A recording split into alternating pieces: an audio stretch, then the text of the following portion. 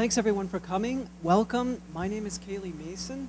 I'm an ethnomusicologist in the Department of Music, and it is my privilege to moderate a conversation, a pre-concert conversation with our performing artists, visiting hip-hop performing artists.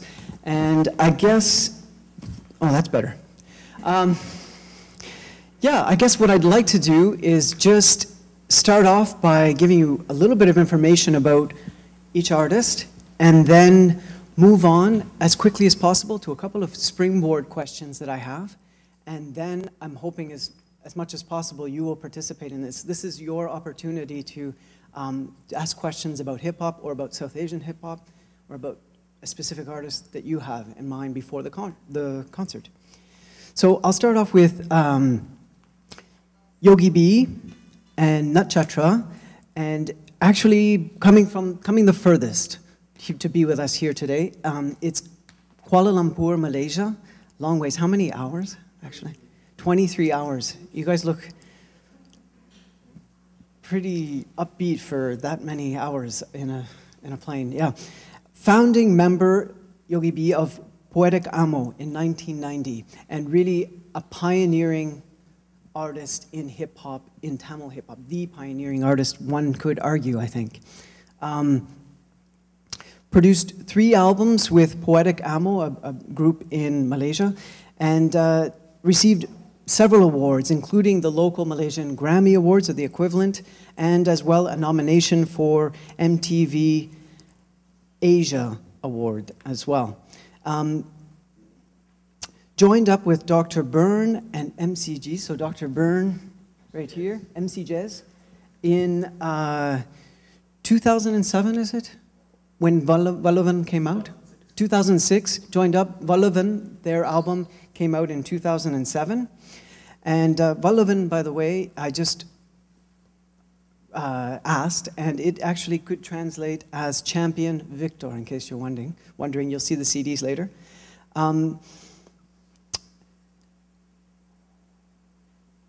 Another interesting turn in your career is the way that you're now participating in the Tamil film industry. And notably in the film Polatavan, was that the first time? A Tamil film, 2007, and you were actually producing a track for that film. And so that's another interesting South Asian connection. And I also just learned last night that you have another appearance in a film. Yeah, all 3 of us. All 3 of you, that was just released, right? Yeah. Okay. Besides performing in India and Malaysia, you've also performed to large crowds in Toronto, right? Yep. And yeah, so this is really global. Chi Malabar, from LA, based in LA right now, but you've moved around a lot in your life. Born in India, lived in New York, including San Francisco. Since 1994, you've worked with Rain Man in the Himalayan project. First studio-produced album in 2001, The Middle Passage, followed by Wince at the Sun in 2003, and finally a solo album, 2006, Oblique Brown, and most recently, 2007, a collective Himalayan project, Broken World. And you've been featured also along with Abstract Vision in a documentary that's just been released that we need to get a hold of at this university, so we'll have to get that information soon. A documentary about South Asian hip-hop by Resham Nijan. Abstract Vision.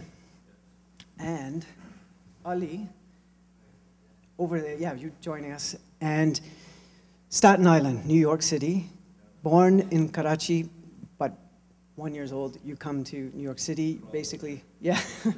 And you first began working with your cousin in the duo Abstract Humanity, and that was his name as well, Humanity. Participated in the first South Asian hip-hop festival in New York, is that right? Released your first professional mix, Anxiety Attack. And that's what we have available here, right? And yeah, so a little bit of information. I thought we'd start with a basic question that probably many of you might be wondering. about, and that is just how do you get into hip hop? How did you get into hip hop? And I thought each one of you could just talk a little bit about your entry into well, the world of hip hop, the genre, the music, and then we can take questions as we go. So why don't we start with? I started emceeing when I was 11 years old, using a microphone that was inside of the monitor. So real basic. And, you know, just freestyling in school, students battling each other, and just doing open mics, and basically just writing off emotions. And the atmosphere and environment that I grew up in, you know, was mostly hip-hop, so I just adapted to its foundation or not. It was just what was around me, so I just soaked it all up like a sponge, and that's what I did. Welcome everybody. Firstly, on behalf of the group, UChicago Extra, I'd like to say thank you very much for bringing us here. University of Chicago campus and everybody. I mean, giving us this opportunity, real big honor, and to share this especially with fellow artists here. My first experience in hip hop was a bit strange story. A friend of mine do was scouting. I was in a scout group in the middle of the jungle, and a friend of mine was a boombox, and was playing Run DMC's first Raising Hell album. And then I've never heard hip hop in my life. It was the first track that I heard in the middle of the jungle, and I said, "What the hell is that?" And he said, "This is new shit. This you gotta listen to this." And it's a very how should I say? It's a magical and unexplainable moment where to me, it's like I've heard this music before, which can sound stupid because Run DMC is the first mainstream artist. So, and it appealed to me very automatically. It's like, damn, I've heard this before. You know? So, and it took to me, and it was very natural for me. You know, the beat, the rhyme, it was so, I can't say big, unexplainable, and that unexplainable feeling just came to be a lot of other achievements. I stood rhymes, beats, won the first rapping competition in Malaysia, started climbing up A&R. I've seen A&R guys in a lot of record labels, and here I am today to put it in a nutshell. Dr. Byrne. Vanakkam, I'm Dr. Byrne. My real name is Ruben. Okay, so in school time, you know, my friends used to call me Byrne because my name is Ruben. So I make it shorter and I put it Byrne. And Doctor came because of I like Dr. Alban and Dr. Dre. Always wanted to be like them. And talking about my history, I started to rap at the age of 15. Slowly started to pen down my lyrics, and first I started to rap in Malay, which is Malaysian official language, and then I entered Malaysian underground scene in the year 2002, and I got a chance to meet Yogi B, who is pioneer in Malaysia for the hip hop, and I'm here now. I did the album Alavan, and you know. Hi everybody, my name is MC Jazz. I started off at the age of 16. My first rap line was in Tamil. That's what I first wrote. Everything was in Tamil. My first 16 bars actually was in Tamil. Always wanted to be a musician. And at the age of 18, I started to produce beats and got myself involved with the underground hip-hop scene in Malaysia. Was one of the pioneer Tamil underground artists, and in year 2003, back in Kuala Lumpur.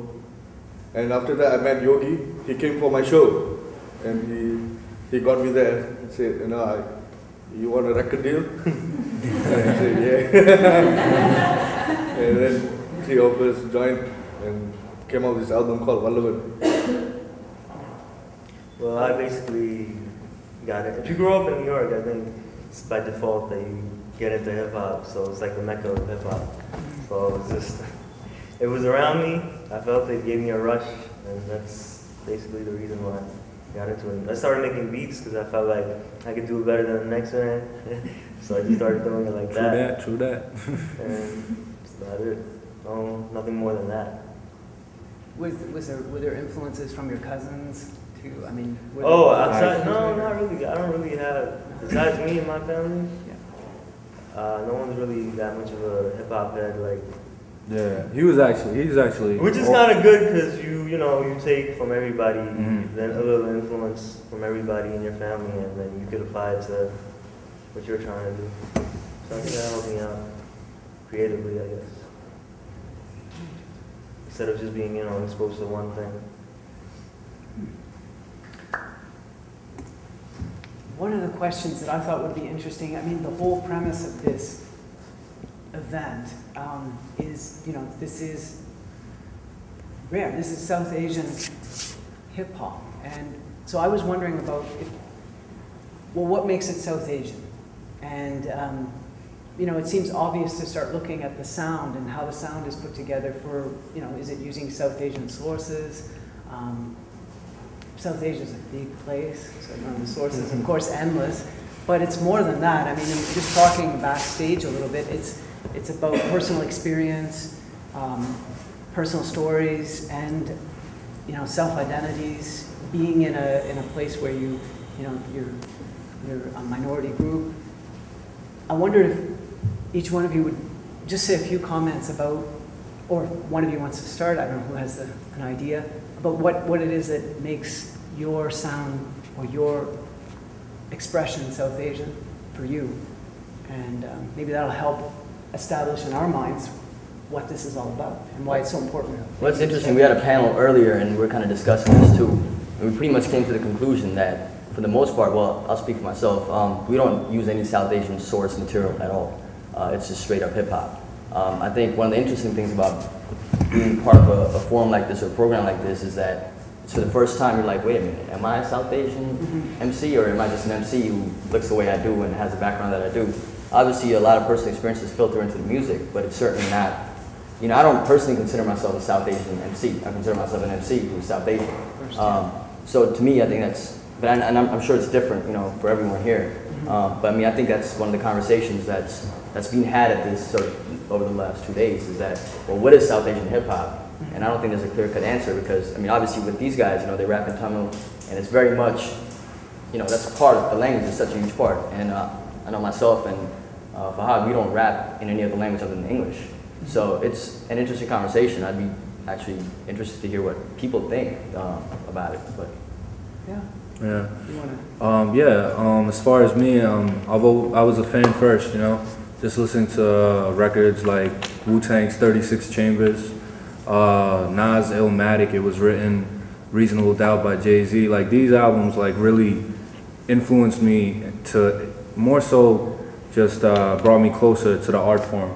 Because when I first started rapping, all I heard was like all this lollipop and bells going off and But when I really started to do my history, and I looked into it, I was like, man, this is something I want to do.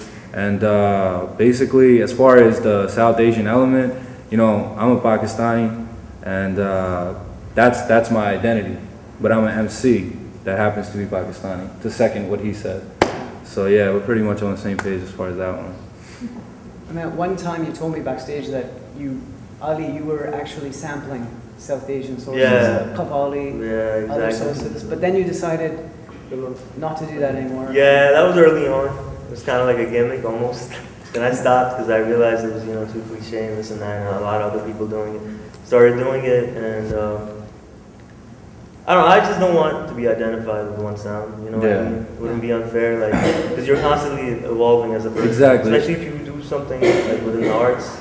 Like, you don't want to be like pigeonholed into like one thing. So I use samples, Indian samples, whatever, here and there. But I'm not gonna do a whole album with just, And if I could just second what he's saying, I mean, it's a sporadic thing. Like, whatever the mood hits you, you know what I mean?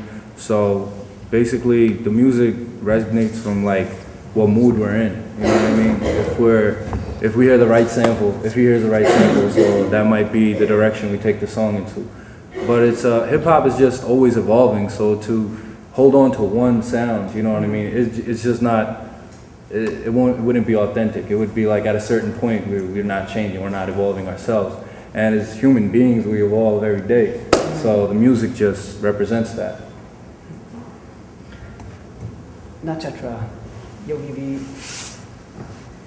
I mean, your music, your sound is obviously easy to see. It's easy to see South Asian influences. How do you see? What is South Asian geographically? Question. Because I stay in Malaysia, I know what's Asia, I know what's Southeast Asia. What is South Asia? Geographically? Pakistan, Bangladesh, India, Sri Lanka. Am I missing a few? No, I'm saying. Oh. We're saying Malaysia is not in. No? Right. Yeah. So India, Sri Lanka, Bangladesh, Pakistan, Malaysia, Singapore. Well, some people would include multiple South Asian diasporas as well. Yeah. But that, you know, that's whether you feel like you're part of a diaspora or part of, you know, a separate country outside of what we traditionally understand South Asia to mean. We just want to do Tamil hip hop. South Asian hip hop is too big. Just South Asian hip hop is just the first time when I got the mail from Malik, I was like, South Asian hip hop, what is that? He just having problems doing Tamil hip hop. Southeast Asian hip hop. Then she, Avi, and Ali, you know. Now I see new definition. I would just like to stand back, take a look at it. I think I speak for the guys and see how it takes shape. You know, now because it's a birth. No, I don't want to mess with this baby. You know, let it crawl. Stand up on its feet, then see how it turns out. Because now it's a growing, you know, it's a seed. You know, let's put some sunshine on it and see how it does. Yeah, and maybe, you know, we need to, well, we are questioning the usefulness of that category, period, as a way of kind of, as maybe it's a convenient category we've used for this event, but I think problematizing it like we are, Right. it's a good way to go forward. Yeah. But why we stuck to Tamil hip hop is because it's natural for us being in a community, in the society where you have 2 million Tamils, and you have 2 million Indians in Malaysia, and 90% of them are Tamils. And we have to address the youth with certain clarity and focus. We can't go on a very generic term. No, we have to go, okay, you're Tamil, doesn't matter what religion you are, you're Tamil, we're Indian, okay, let's do Tamil hip hop, we all speak Tamil. So, so we stuck to that, and the parameters are quite certain. So, you know, and because Tamil rap started to come into the soundtrack, right? Into some of the movies. Very great legendary A.R. Rahman started to put some rap in it. And the kids, as hip hop starts to influence all the other parts of media, right? They started wearing baggy pants from the caps to everything else. And we know what the music was. So we thought, okay, we gotta it's our duty to define this and show the kids, you know, through the medium of music, what hip hop really is. So we gotta take Tamil, you know, and hip hop and define it and do it proper. So that's why we do what we do in this subject matter, you know. So that itself is a big headache. I mean, you don't only rap in Tamil though. That's what's one interesting aspect of your work is, and your art, is that you also incorporate English as well. So it's a multilingual, at least bilingual. Yeah, the first album that I did called Poetic Ammo, that time hip hop's birth in Malaysia. I think one couple of years after everybody saw breakdance movie and Vanilla Ice, MC Hammer came out, and they had these rap competitions. After that, we thought, okay, as Poetic Ammo, why I named the group Poetic Ammo is because as Asians, our ammunition is poetry. Everybody's got a mad amount of poetry and literature in Asian culture. So our ammunitions are not gets. I don't live in a ghetto. I'm not a G. I'm not a pimp. You know, I am what I am. I go home. I say the F word. My mama slaps me. You know, I leave my shoes outside the house. You know, that's what I am. You know, so being that our ammo is poetic, and we coined the term as well. we were having a conversation, okay, how do we put lyrical gangster into a Tamil term? So we came up with Kavide Gundar. So all the kids are like, Kavide Gundar, So, and you've got the same kind of social problems in the Indian community worldwide, even Malaysia as well, where, they're into drugs, they're into violence, everybody's in street gangs. 80% of, I think 90%, no wait, because I went to the jails, I went to some of the prisons, and I think 60-70% are Indians in there. So the kids get influenced by stuff like this. It's cool to be a gangster, it's cool to do drugs. So we tell them be a lyrical gangster, So hip hop do that tie-in. So coming back to question, poetic ammo and that thing. That's how we wanted to do it. Yeah. The next question I have is, on everyone's mind too, I'm sure. How do you put this stuff together? I'm interested in your creative approach, your strategies, and I know there are many, but I think it would be really insightful for everyone if you just talk a little bit about where you get your inspiration. Is it a story? Is it an issue? Is it another source like a film, a book? You talked about reading, and then how do you start? Yeah, I think the idea of inspiration is sort of overrated. I think you kind of have to continuously work and like jot stuff down and think about stuff, and it's not something you can't wait around for. And I'm sure everyone out there also probably feels the same way. Every once in a while you'll be lucky enough that something will pop up and you're like, that might stick. But I think the idea of inspiration is hard work. You just have to keep working, regardless of whatever medium you work in. You just have to work. And to me, it's like keeping a running log of ideas that I have or thoughts, or I might see something, it might make me think. Reading obviously helps, just being aware of what's going on. Reading the papers helps. But ultimately, it's just a reflection of, I think, the stuff that I'm into anyway. So I don't feel like I could force talking about a topic that I don't know anything about. If I'm into it, I could, do it. Once you get to the studio, where do you start? Well, the studio is like the final stop. There's so much, preparation that needs to go before that. So, hip hop, the way it works in fours. So you got to write out the bars, and then if you have a specific structure in mind, you work on the structure, or sometimes you want to work on the flow first, depending on if you have the beat beforehand.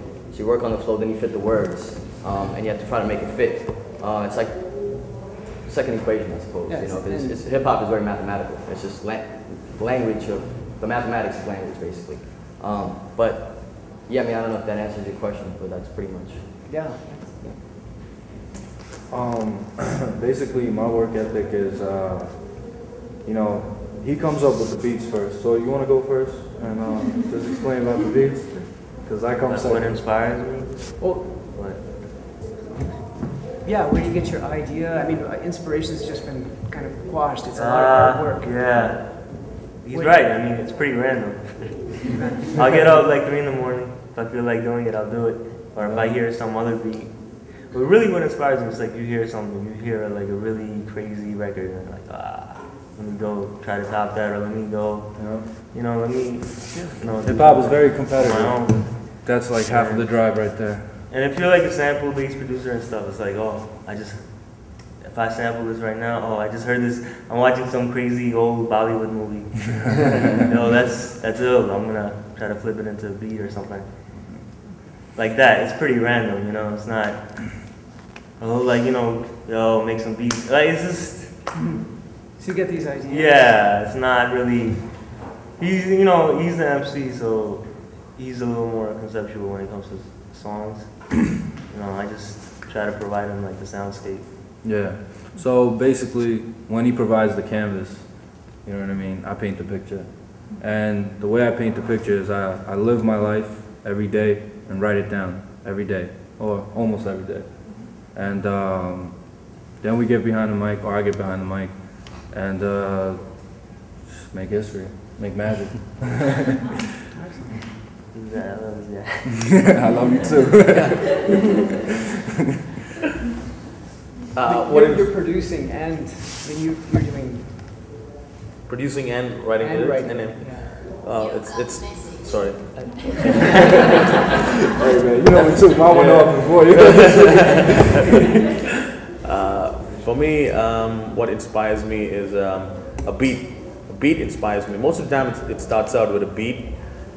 Then sometimes you start off with an idea. Like there's a track called Siva Siva in the album that's actually a hymn taken from a scripture written by a saint, a 3,000 verse scripture. So this is classically sung in Tamil classical music, and my sister sings it. So, and when you go to events where they sing this hymn, it's filled with elderly people. It's very holy. So how do you bring something like this of great legacy to the next generation? So I put a beat to it. Make it hip hop. So that idea inspires you. So it's beats, ideas, and when we get all that, what we try to do when we do an album is an LP is like a book. It's got to flow chapter by chapter. It's got to have an overall good concept to it. It can't be too random or too confusing. So when someone listens to it, it's got to have a uniform flow to it. So that's how things inspire us. Whatever we write about, we've gone through in life. There's nothing Backstreet Boys pop about it. That's why we love hip hop. That's why I think Asians love it so much, because poetry runs in India. It's a flow. We breathe it. So hip hop is like so natural because it's rhyme and reason. See? So that's what inspires us. Huh? Pretty much. Yeah. Well, my idea is actually I read a lot of Tamil books. It's a great poet called Mahakavi Bharati in Tamil. It's a great poet. I used to read a lot of his poems. Sorry. And and other than that, let's talk about the album Vallavan. Yogi will tell me the song, what is the song about, and then I'll work according to the subject. That's how it works, We'll be sitting together and discuss about the track. Then we lay out a format. Okay, we do the intro like this. We probably get this singer, no that singer. You take 16 bars. Does it flow right? Should we put the bridge here? This classic production. The whole shit doesn't work. We scrap. There's 3 tracks in the that we didn't even put in the LP because we felt that it didn't make the cut.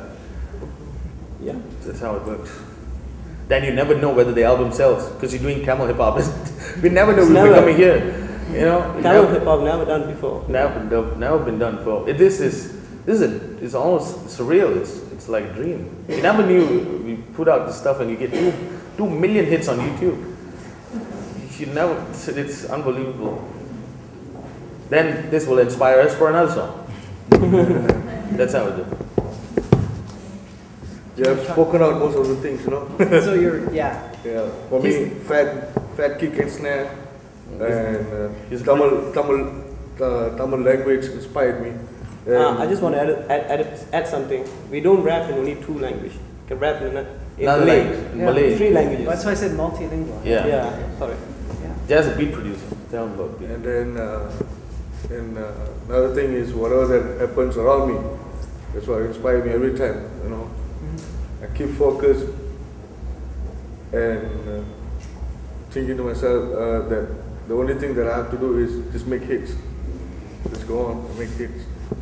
That's how I love it gave birth.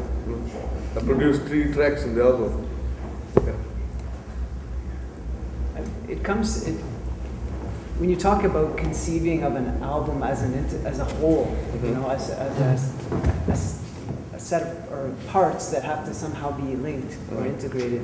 I mean, now the way that music is being distributed, do you feel that we're losing that art form of the album, the LP, because of the way that now you can go on iTunes and you can download 1 track? You don't have to actually purchase the whole album and listen to it in one particular way.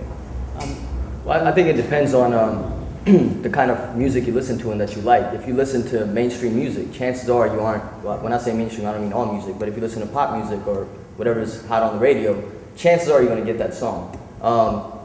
myself, I don't consider myself to make any kind of dance music at all. I make headphone music. So now if somebody's gonna just go ahead and download one song, that's fine, but I conceptualize albums. So hopefully, right, so if they hear one song, it's, you know, linked in some way to the rest of the album, thematically at least. So to me, I still look at it the same way, but it doesn't bother me, you know, to be honest. Because you think maybe it'll draw people into the whole album. Right, I mean, it's interesting because, you know, we put out 4 albums since 2001, and only now are we finally in the black because people are going back and picking up the older albums.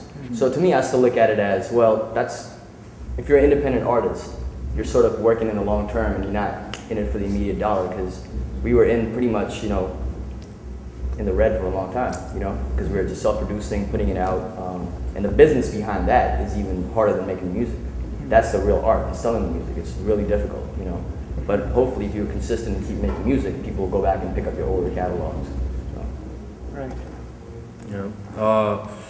I'm currently working on my album right now. I have a mixtape out. It's a free download, myspace.com/dent. That's D-E-N-T, D-E-N-T, D-E-N-T. So y'all remember that. Free download, enjoy it. But anyway, I'm working on my album that should be due out like later this year called Catharsis, which by definition is the means of expression. So basically what it is just like, you know, just theme music to my life. You know what I mean? Written from my emotions. And of course, you know, I touch on other people's stories to relate. You know what I mean? Because when you touch on a broader topic, you know, more people can relate to it. And basically, as far as the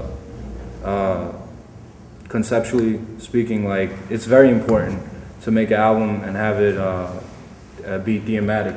Yeah. Because if it doesn't connect, then people are going to lose interest quick. You know what I mean? Because these days, if you listen to rap albums, it's like, okay, you got your club song, then you got your I'm gonna shoot you song, then you got your oh, now I feel bad, it's time to be sad song. And you know, it's like, it's so generic, it's so cliche, it's like, you know what I mean, I would avert my ears.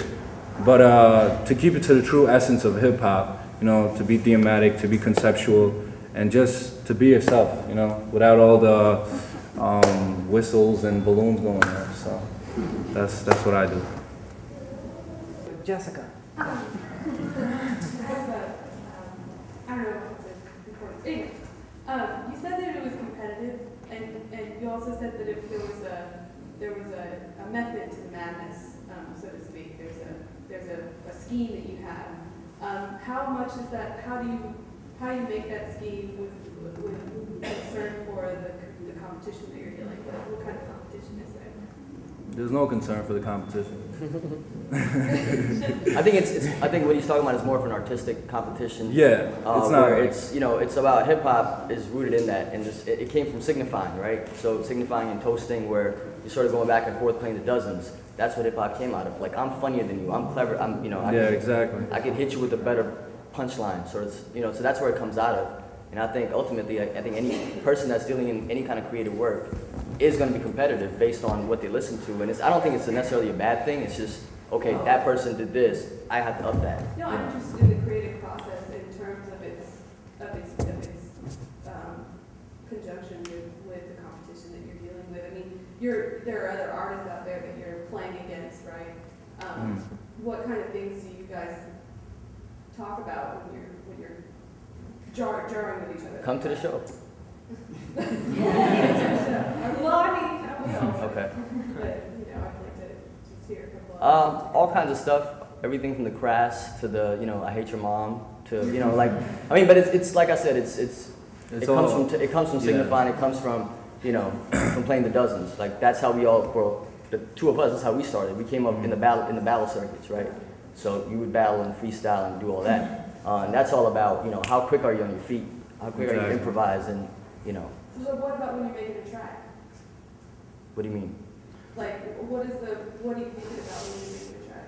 I mean, you just iterated a lot of things about that, but I guess if you were going to sit down right now and make one track, what would that?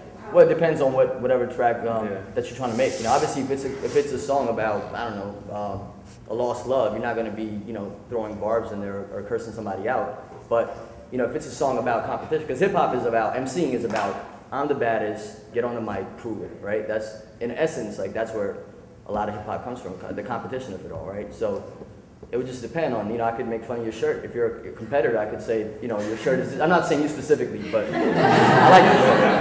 It's nice. It's a nice shirt. It's a nice I shirt. like the shirt. It's nice. But you know what I'm saying? So you basically pick apart your competitor when they're standing in front of you, you know what I mean? So.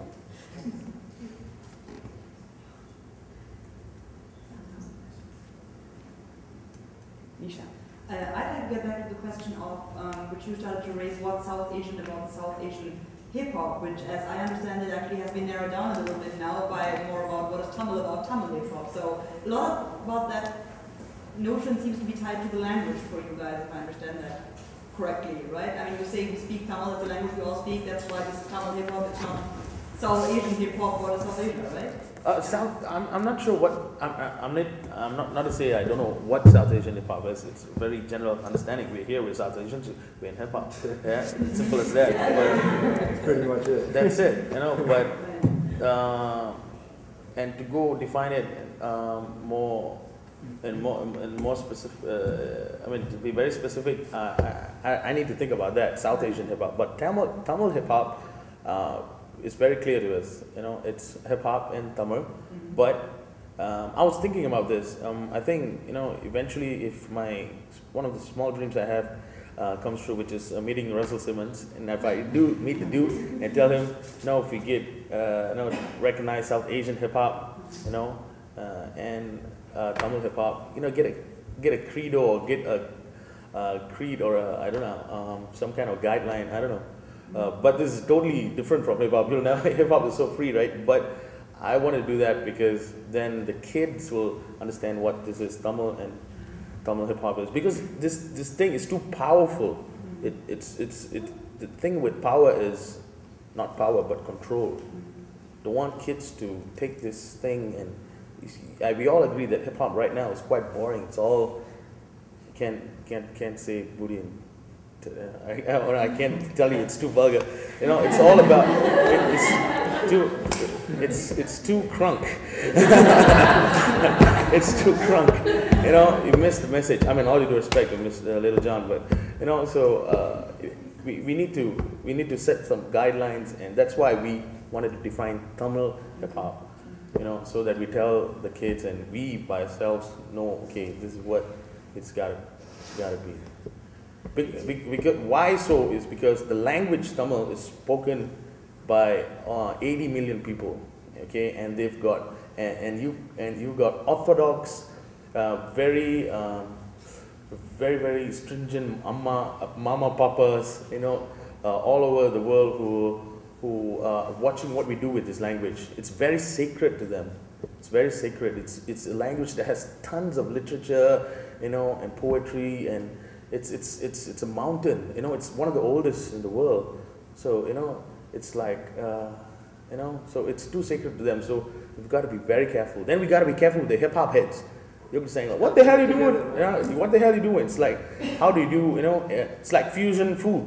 You can't take Kentucky Fried Chicken, put it in a, you know, Asian bread and say, this is fusion. It doesn't work that way, you know. It doesn't work that way. We got to be, you know, it's got to be a very good blend. So most of the time we're in the kitchen trying to do this thing right. It's got to taste right. It's got to look right. You know, it's very difficult to do. Sorry, if I'm going to add one more thing to that. What is interesting, though, to me is actually something that I thought during last night's performance, because even if you are not into hip-hop, this music is obviously accessible for an audience which likes hip-hop and listens to hip-hop all the time, but at the same time it's accessible to people who never listened to hip-hop before in their life, like that would be me, for instance. Until yesterday I even thought I didn't like hip-hop. Right? Okay. But there is something about, I mean, last night's performance which is distinctly South Asian, and even if you don't understand Tamil, you could relate to it. I mean, the ragas, or the, I don't know, someone had this sarigama at the beginning or something like that. So I think there is some distinct characteristic which if someone just heard your song on the radio, they could connect to it on a South Asian level, if you want to call it that way, even if they don't understand anything about hip-hop. So, I mean, I feel that it's accessible both ways, and that could be one way in which you might, if you wanted to categorize this way, it has been categorized for this event tonight.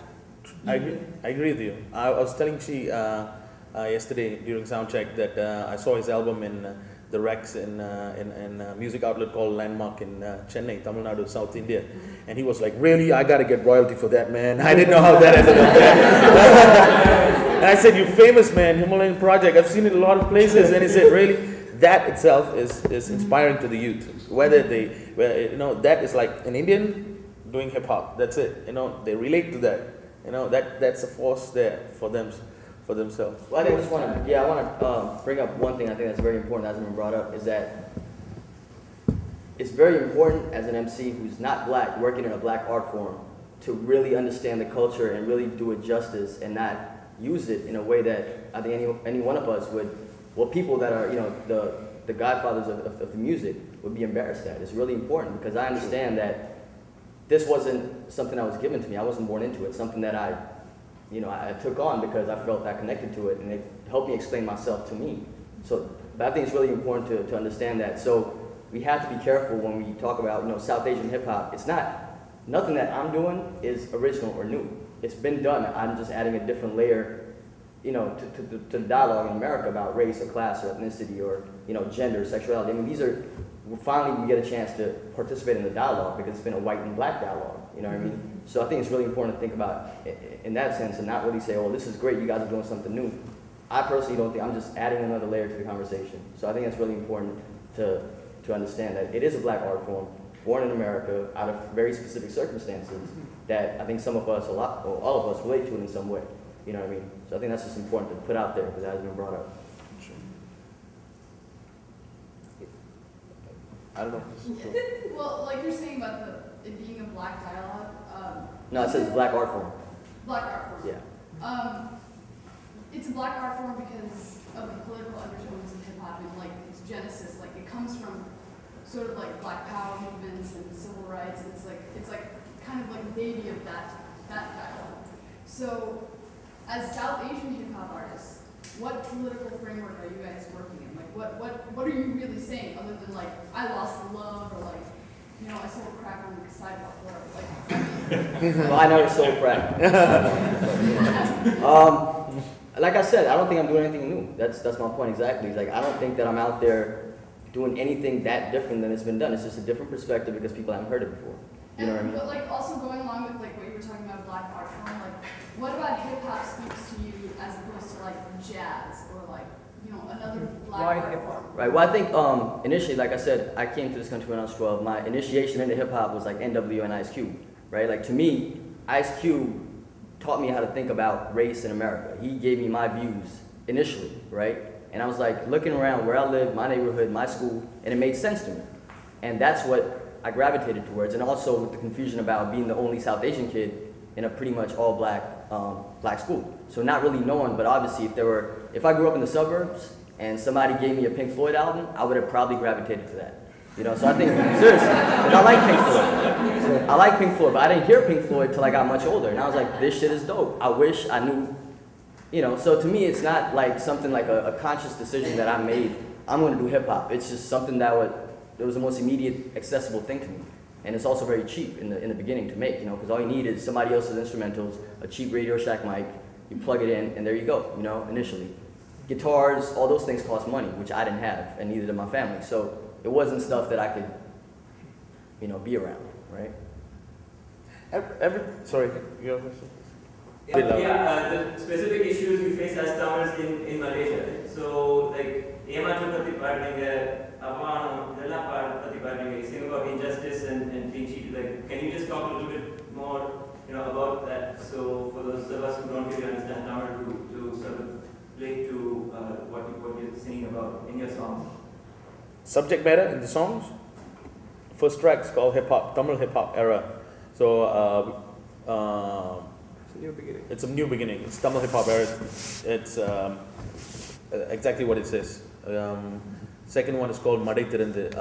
That means exploding dam. The dam's going to blow. It's a cover song by a great legendary music director called Ilayaraja, Isaignani Ilayaraja. The dude is mad. He's a great music composer. So we took his song and we did a cover, classic hip hop style, and that's the one that we got. That one song we got 1 million hits. on YouTube because it's never been done in that format. I would say we did justice and we pioneered that. We did it proper. So then we've got one song called Siva Siva, which I explained it's a mantra, and then Indian girls. Indian girls. We had to sing about Indian girls, and that's the favorite for all the Indian girls all around the world. What else? Wali Teride. I had some b-boys dancing for me when I was in Poetic Ammo, and those wait, I almost said the word. Those ungrateful dogs stabbed me in the back, so I had to do a hit 'em up. Tamil style. And that song got very famous because the ending of the song is the ceremonial rites that a Hindu does with the blowing of the conch shell and the hitting of the steel plate and pouring of milk into that. We just got dramatic with that, and that just blew because South India is all about the cinema is all about drama and all. So the kids and people are like, oh, this shit is dope, It's classic hip hop. Classic hip hop. You bury someone, everybody gets hyped. Yeah. Then you get kids, coming up to you and girls coming up and say, I like that song. I dedicate it to my ex-boyfriend all the time. So we didn't expect shit like that. But happens all the time. Because it happened. We did a demo concert in Singapore. I would say next song is Bali Ted, and they go, ah! So it happens like that. Move that. Well, we did a Tamil crunk. Most probably perform it later. So we like Little John and how the certain style of hip hop is so. We see some crunked out Tamils in Malaysia, so we did a couple of songs. Then we've got another track called Kama Sutra. So that's self-explanatory, Kama Sutra. Then what else? Money. Then which is about money. And another track, title track, Vallavan. Then we did another song called Baba, which is a bit on an Indian beat. We rapped in an Indian beat because you see how a majority of Tamils all around the world, what they dance to is not a. They don't dance to 4/4s. They dance to. How do you do that? How do you put this two into a video? So we did something like that, and we rapped on a similar rhythm, a similar tribal rhythm. So that's about it. Subject matter. I don't know. Yeah. So I just want to ask, when you were in Poetic Ammo, you introduced hip hop to Malaysia, and primarily you guys rapped in English. Yeah. And then you could appeal to the general population because you had the Chinese, Indian, Malays in there, and you rap primarily. And then even like till today, like Malaysian hip hop acts like Too Fat. They still rap. They make sure they rap English to get the big Malaysian fan base. But then now that you're like branching out into Tamil hip hop, I was wondering so how has it changed for you in terms of maybe your fan base or where your focus is on creatively, and whether what's the difference between the two fan base, and do you feel better that now that you're making actually Tamil hip hop than you were making more generic, not generic, more hip hop that you could reach a wider audience? Well, when we did first album in Poetic Ammo, we did it in 4 languages, which is still is the standard. It's a classic because no one has rapped in 4 languages. Rapped in English, Tamil, Bahasa Melayu, which is Malay, and Cantonese. I sat down with my homie Nicholas Ong Chung Kwan and told him we gotta rap in Cantonese, man. Then my Indian dude, he also speaks Cantonese, so we told him let's break down the formula and do it in Cantonese, then set the standard. Then later on, I wanted to do Tamil hip hop because too much of the fans. Then slowly moved into Tamil hip hop. What has happened with the hip hop scene in Malaysia is it's slumped because nobody buys CD anymore, and industry sometimes the consumers all about what's fashion and fad. Hip hop is fashion. That's it. Paris Hilton sings a song, says fashion. It just changed, and Malaysian hip hop is on a slump right now.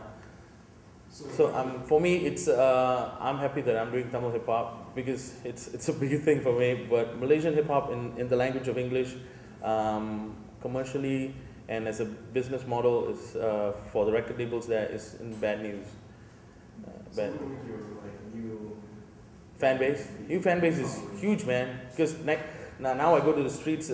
Before when I did Poetic Ammo, the Malay guys would know me. But the Chinese and Indians would not. Okay, generally they might because they might see me on a big billboard or what. But now I can't walk the streets in Chennai because everybody in Chennai, Tamil Nadu knows us, and everybody knows us. So we lost our our privacy is gone, but in a good way, I guess. So it's good. It's good. We are happy. We're blessed. We thank the Lord. This is a pretty basic question. I want to know what you guys are listening to. Like, what did you listen to on the plane on the way here? Like 3 albums or 3 artists that you've been like really into. I listen to Nick Drake a lot. So pretty much Nick Drake, the Radiohead album that I've been listening to a lot. And what else? Mixtape from this artist named Rascas. What's the name? Rascas. Cool. I was listening to myself. I'm not gonna lie. You know what I'm saying? Wait a minute. Go ahead. What were we listening to? We were. I wasn't listening to anything. I was sleeping because I was too exhausted. Before we left KL, we had a lot of work to do. We were just talking to this. The last time you did listen to music. Last time I listened to music. What did I listen to? Not sure, man. You can take a minute to think about it. We'll come back to you. Yeah. What is the last thing you listened to? Our song, Yeah. Yeah. Lollipop. The last thing I listened to. I was listening to Sizzler, reggae, the reggae artist. Listening to that. The roots reggae right now. It's my phase right now. So you're listening to a lot of reggae? Yeah, like Capleton, it's conscious reggae, I like that stuff. Can you remember? I actually, to be very frank, I was listening to The Chronic, Dr. Dre's, because I'm a producer and I evaluate the audio fidelity of all the records that come out. So I was listening to Dre's 2000 Chronic, and the shit is still the bomb. You can't compare it to whatever comes out. He's still got the best beats. So I was trying to refinance my car, trying to buy some better mic keys, get my beats fat and shit. So that's what I was listening to. I was just sitting down, listening to the beats, and thinking why he is what he is. That's the competitive stuff we're talking about, right there. Like artistic, yeah. Because it's very hard, man. What we do, we don't have budgets. We don't mix and we don't produce in the best equipment that what we do. You have to, whatever little you have, you have to make the best of it. And, the only way you can do that and keep improving is by comparing yourself to other people. That's the competitive nature of it. Like I said, I'll hear a beat and I want to go make a better beat, but that's how you get better. It goes like that with anything in life, I guess. Question over here. I hate to keep coming back to the same notion of subject matter in your songs, but I was in India like a couple of months ago, and I was standing in the slums in Bombay, and I heard Snoop Dogg playing in the slums. I mean, these kids don't understand English, and they're listening to Snoop Dogg. And I'm just kind of wondering, like, the difference between you being like a Tamil native speaker and somebody that's like born and brought up in the U.S. and who's got those influences. Like, what's the difference between what you're talking about in your music as opposed to what you're talking about? And how much do you relate to your South Asian side as opposed to your, like, I grew up in a black neighborhood? Well, that's the thing. Like, I never had identity issues because I came at such a late age that I knew I was Indian. So I never felt like, oh, am I Indian? Am I Indian American? Like, I never had those issues. I have those issues. Okay, that's totally fine. Like my sister, that's totally fine. My sister was younger than me. She did struggle with that for a long time. So I totally get it, but I think that's why I'm sure about who I am in that sense, right? But I also understand that I'm an Indian living in America, and I can't go back to India and live there. I just can't, because every time I go back there, I want to leave as soon as I go back. You know, because I have a very strong reaction to it based on the people I grew up with and seeing what their lives are like. You know, I'm lucky. I don't care what they say. I'm lucky I left. You know what I mean? So I don't have these romantic notions about, well, you know, that's, I mean, I do love India, but I don't see myself there. So for me, my experience is an American experience, and that's why, you know, hip hop is what allowed me, I guess, it gives me the sensibilities of, you know, who I am and how I need to navigate myself, you know, through the politics and whatever else, you know, relationships, all kinds of stuff. Does that make sense? Kind of. Honestly, like, I'm a New Yorker before I'm like a Pakistani to a certain degree, because it's like, Man, I didn't really grow up. I came here when I was 7, so it's like, okay, I could relate more to stuff over here than I can. The only thing is, on paper, you know, you're Pakistani. But it's like weird because like I don't know like if every South, I mean obviously you guys are South Asians that didn't have this experience, but when I went back, for me it was like reconnecting. You know, I was kind of like, wow, like this is who I am. This is like my origin. You know what I mean? And so when I came back, I used to scoff at people that grew up here. Like I grew up in Queens. So like I know what you guys are talking about, but at the same time it was like, shut the fuck up. Like, oh yeah, I hear you. You know what I mean? Don't yeah. don't hate on the people that came from India and be like, oh yeah, you know, we're not all about that, because that's I think that just has to do with insecurity. You know, those kids are probably trying to be cool, this and that, and they don't want to. Yeah. I mean, I know where I'm from. I'm not gonna make, you know, you have like all these crazy terms like fob and this and that, and you hear that all the time in high school. You know, and I think that's just, you know, high school shit. Like, I think for any quote-unquote minority, you know, growing up in America, like it takes a while, you know, especially if you come here young or whatever the case, like it takes a while to find yourself, you know what I mean, per se. And I found myself a while back, but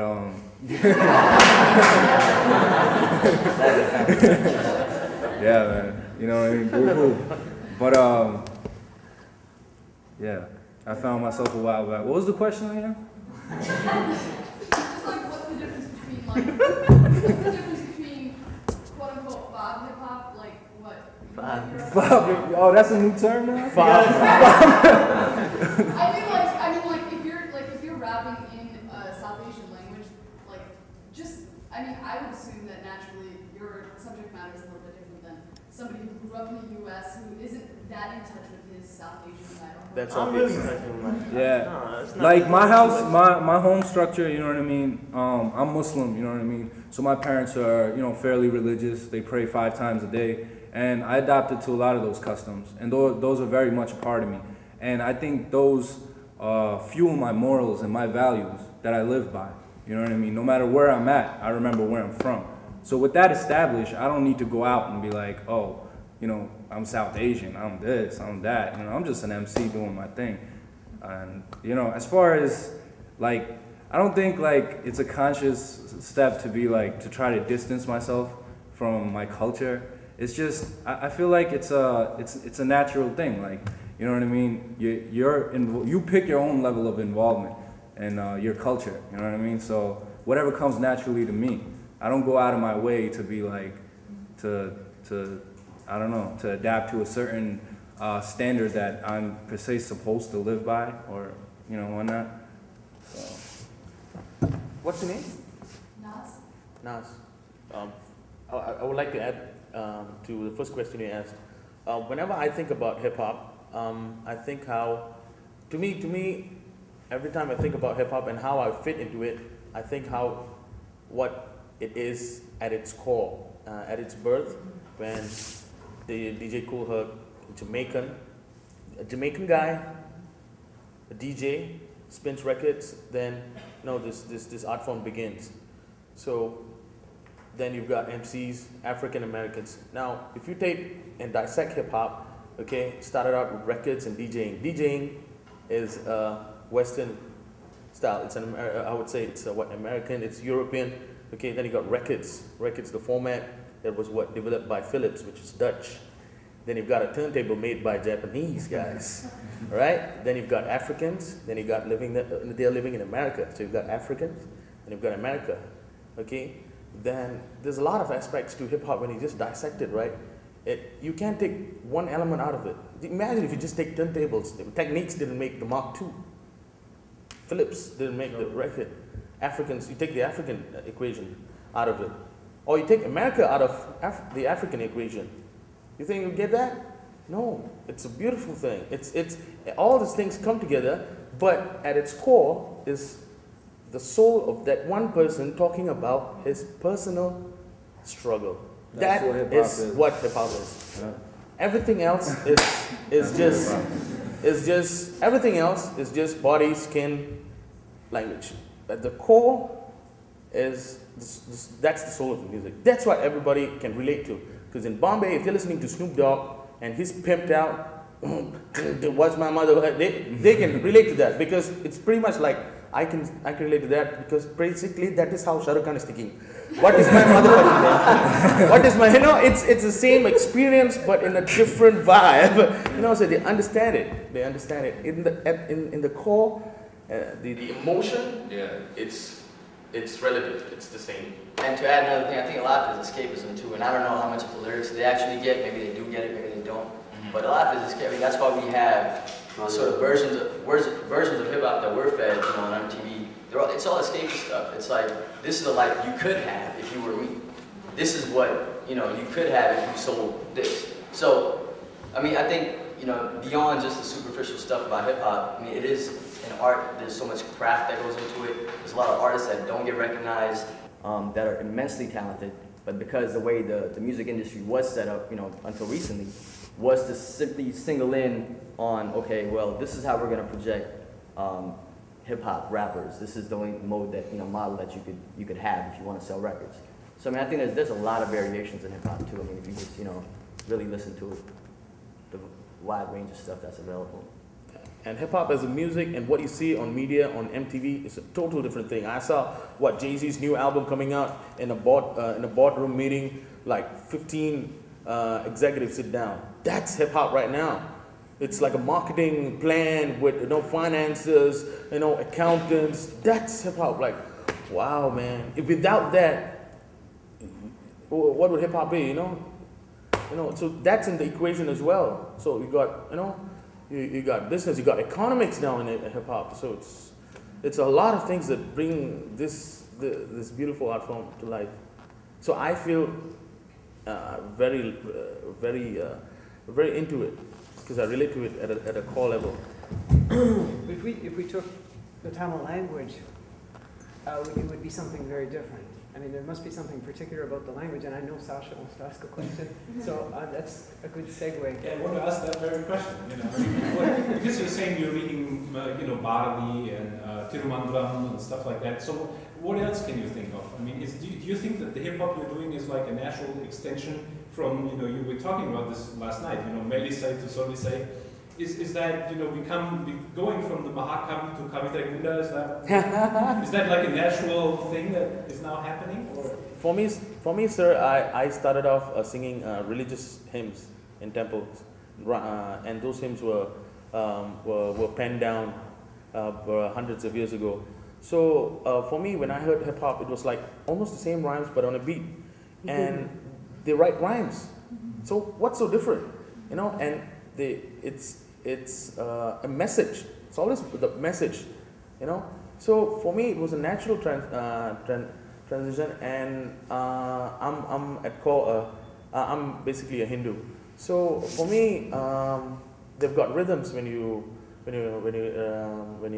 say mantras. I can't think of anything now. But mantras have got a meter. They've got a time signature. They've got rhythm. So it's basically it was a simple transition for me. So and in Indian music is madness. It's madness. The rhythm pattern, it's madness. So it was very easy. It was a very smooth thing for us because they rhyme. Same thing? No, same thing. You told everything. You can interpret it better than me, The rhymes were Kali Yuga Devane Kandanakku Mutone Mushiga Vaganane Mula Purulone. So it comes up like that. So you put that on a beat, and that's like 1,000 years old. How do you, I mean, that's rhymes. The only thing is, those time poets, you don't have music. They don't have a kick drum. They don't have snare. Now you'd have had, So it's for us. It's a Om Suklam Bharadram Vishnam Sajivannam Jadutbhujam Prasanna Dhyayev Sarva Viknobhav Shantaye Om Vakratunda Mahakaya Surya. That's it. For me, I hear it that way. It's on a beat, and it goes up with all Asian languages. My partner is Chinese. He's doing a Cantonese album, and it's the same thing. It's the same thing. Everything has got a meter. They've already done it a long time ago, and they've got it, like 3,000 verses. How to put it in a modern context? So for us, that's what we do. And when we do it, you get, grandmas going, that shit is dope. That shit is dope. We get grandmothers coming to the concert saying, please sign this for me. Yeah, are you sure? Are you sure? You know where you are? This really happened. Grandmother come to us, can you sign this for my grandson? I like him. She said, I like your music. Do you think you're also like out on a cultural mission and the kids will read Tirumandaram after? Yeah, that's what we want. That's what happened. That's what happened. That's what we want. That's what we want, and that's what happened in Tamil Nadu. The kids are picking up books and referring to stuff that scares the shit out of their parents. Are you high on something? Because this stuff is too old, and they're beginning to value it. Oh, this is good shit. We've done this before? How come nobody told this before? So that's very important to us. And when we're in the limelight, we suddenly fall into a position where it's how shall I say? We bear the responsibility to become role models for our kids. We don't want to be role models, but we are put into that place. We are not angels, but we do hip hop music, but. No, we got to be careful where we go, what we say, and how we bring ourselves. Because we bring the language and culture Tamil. So we got to be careful. I think we have time for at least one or two more questions. You haven't. I work as an art therapist, and a lot of the times I like to integrate music, different types of music, and poetry into sessions. And I work at with primarily South Asian and others too that have been survivors of domestic violence. And a lot of the times the music will serve as a source of empathy and self-esteem. They'll do artistic responses to it. Dance movements, their own poetry, mixed media. And I was wondering if you had any tracks that you would recommend for me to download to integrate in. I've brought in a lot of lady hip-hop artists, but I think it would be good to have male perspectives too on domestic violence trafficking, kidnapping for prostitution, issues like that. Just wondering if we got caste inequality what's going on in the caste system. Caste system. For us, we never touched the subject of caste system because to touch it, then you would give attention to it. This past 5-6 years, everything is going into a very modern, I love America kind of a vibe in South India. So we don't want to take that focus which they have on modernization and development and touch on something they're trying to forget. So we never touched caste, and we never mention it because we don't have caste. There's no such. We never relate. I never relate myself. No politics. No bullshit. I'm sorry, I'm still learning the lyrics that you're writing about. So I'm just discovering still what you're writing about. I've been on MySpace and things like that. I was wondering, like Dobbins and any of that is touched upon. No, we haven't touched on that. But we wanted to do a track for titled in the subject matter of mothers, but we never got to that. But there's a lot of domestic violence in the Indian Tamil community in Malaysia.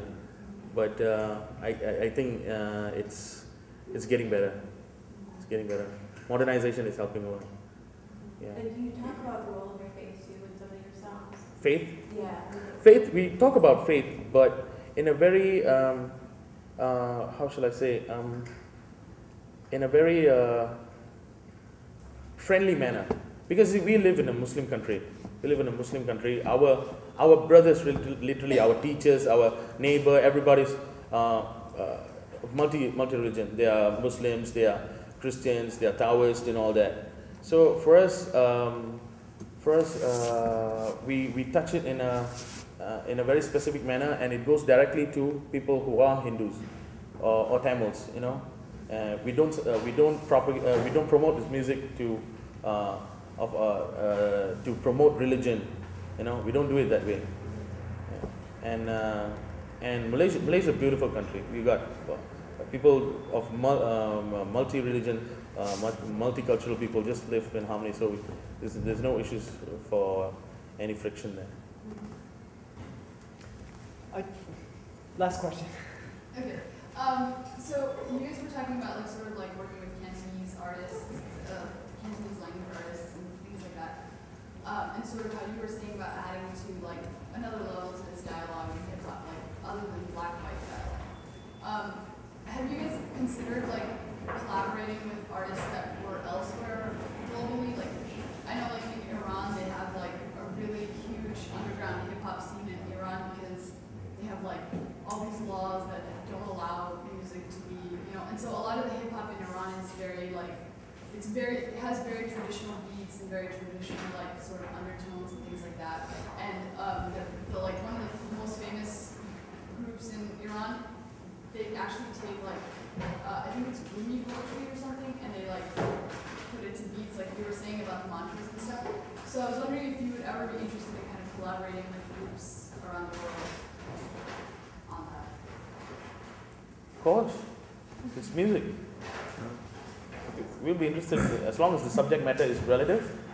We'll definitely, because it's music. We're out to have fun, out to do hip hop. You know, it doesn't matter which aliens come in now. We do it. We do it in ET, no problem. Just before we close, I want to ask one last thing. What's next? After Chicago, what's after Chicago for each one of you? I mean, you have a project you're going to in a little bit, or you have a show? Yeah, some shows in LA, but beyond that, just getting back and, back to working on music. Yeah, I get back and I got finals, and so I got to address that after all of this, and just myspace.com/Dent, that's D-E-N-T. Just remember that, download the free mixtape. That's just an appetizer, and due out end of this year, Catharsis, full album. It's, you'll love it. So just keep checking for that. myspace.com/Dent. For us, after we get back, we've been nominated for the best Tamil album in Malaysia. It's an industry award. On that same day, we've got a show in Chennai, so we got to decide which one is that, which one we're going to do. And May 24th, London, and July, Chennai, and concert, both are concerts. And I'm personally involved in a program for the Sultan of Selangor. He's a Sultan of a state. He has got a foundation for the prince, the royal prince, to help out kids who are in dire need of support. So I'm doing like a hip hop program for them, and cutting an album, and see what comes out after that. Burn. Yeah. I think they're all involved in solo projects as well. And we're doing a lot of tracks in cinema, Tamil cinema. Tamil cinema. The latest one is Ladam, right? Ladam, yeah. We rap in Telugu, which is another language another language in India, Telugu. First Telugu rap song. It's going to be the first Telugu rap song in the world. Yes, so shit's going crazy. They love us because we got a good blend, so it's, we don't know what after that we don't know what's good. Ali? For me, I hope I'm just gonna be working with Abstract, and hopefully Chi.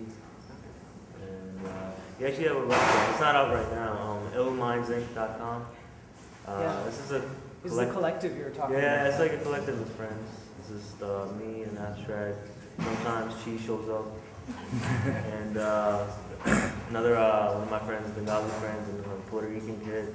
And just trying to make hip hop. That's about it. Also, myspace.com/Ali got beats or Ali got beats. I got beats. We have some more stuff up there, yes. Yeah. Yes. Well, I mean, we can talk over dinner. So thanks a lot, guys, for taking the time to talk to us today. And thanks, everybody. Thank you.